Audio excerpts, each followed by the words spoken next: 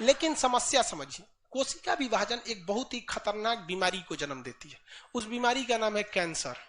इतना खतरनाक बीमारी कि अब तक इसका कोई ठोस इलाज नहीं मिला। ये अलग बात है कि शुरुआती स्टेज में कैंसर पता चल जाता है तो अब उतना साइंटिस्ट आगे बढ़ चुके हैं कि ठीक हो जाता है।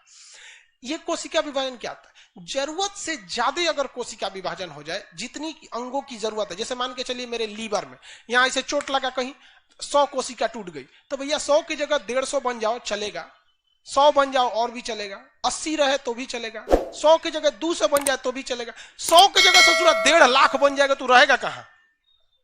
जहां 100 कोशिकाओं की जगह वहां अगर 1.5 लाख कोशिका बन जाए तो अगल बगल को टकराने लगेगा। अब वो अब मान के चलिए बन गया, अब बनते जा रहा है, बनते जा रहा है, बनते जा रहा है, नहीं रुक रहा है, तो अब क्या करिएगा?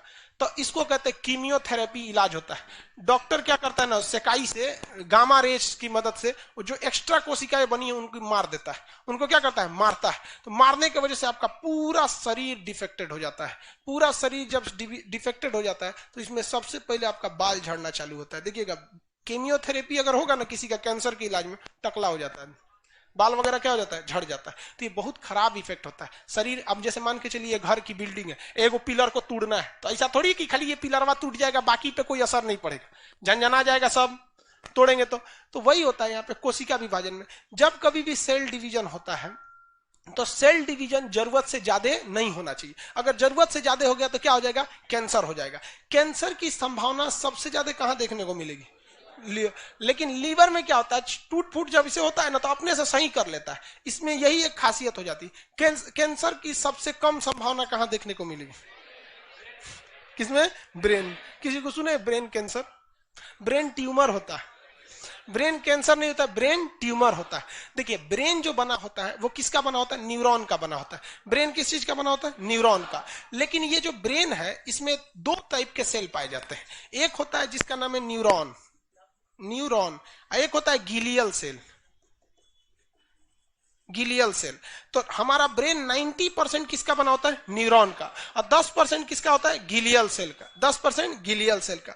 इस न्यूरॉन सेल में सेंट्रोसोम नहीं पाया जाता है, सेंट्रोसोम नहीं पाया जाता है, इसलिए हमारा ब्रेन कोशिका विभाजन नहीं करता है और कैंसर से मुक्त रहता है, कैंसर से मुक्त रहता है। लेकिन उसी ब्रेन में 10% क्या पाया गया है? गिलियर। इसमें ससुरा में सेंट्रोसोम होता है और इसमें अगर जरूरत से तेज विभाजन होने लगता है तो शुरुआती स्टेज को कहते हैं ट्यूमर, और ट्यूमर में ही जान ले लेता है किसी का। ब्रेन ट्यूमर हो गया ना तो क्या करेगा? जान लेके चला जाएगा, मर जाता है आदमी यहाँ पे। जैसे आप समझिए ध्यान से, रोटी जो होती है, रोटी जो खाने वाला रोटी है, या चावल जल्दी खराब नहीं होता है। आप सुबह का चावल 2 दिन बाद भी खाइएगा ना तो महके होकर, बंगाल में लोग खा लेते हैं, लोग उसको सूखा वगैरह के, बहुत जल्दी खराब नहीं होता है। लेकिन उसी चावल में एक थरिया चावल है, खराब नहीं होता है, लेकिन उसमें एक कलछुल दाल डाल दीजिए, अब 2 दिन बाद देखिए बजबजा जाएगा। बजबजाने का मतलब समझते हैं?